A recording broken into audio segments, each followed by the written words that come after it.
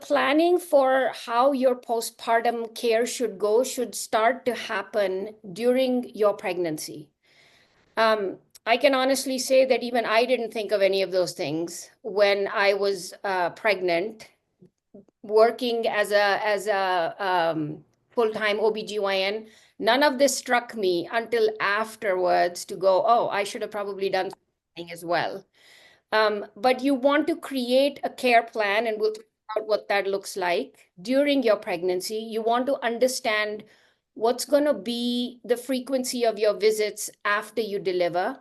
And that plan and that schedule and frequency of visits will be revisited at the time of your delivery, because you may have a totally uncomplicated delivery, or you may end up having a complicated delivery, either experiencing a hemorrhage or experiencing high blood pressure or getting diabetes or some other, or getting a C-section that would change the number of visits and the frequency of visits that you should have after you deliver the baby. Your provider during your prenatal visits should talk to you about your emotional health.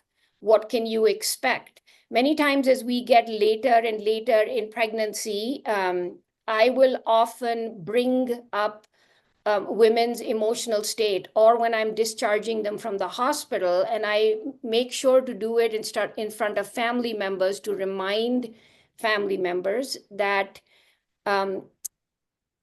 women are going to be going through a lot of emotional changes, because there are a lot of hormonal changes happening in our bodies after we deliver a baby, and that families and partners need to be really supportive and patient with our mood fluctuation and our emotional health.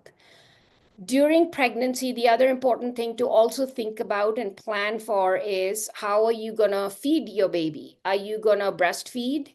Are you going to pump and bottle feed in addition, or are you going to use formula?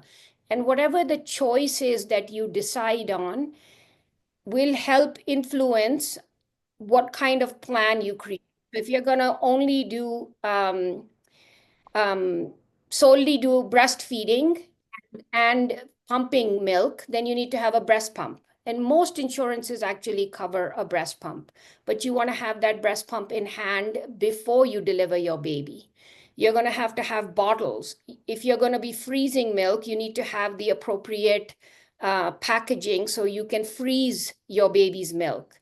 And how are you going to sterilize your bottles? All of those things need some planning before your baby is born. If you're going to formula feed, what kind of formula?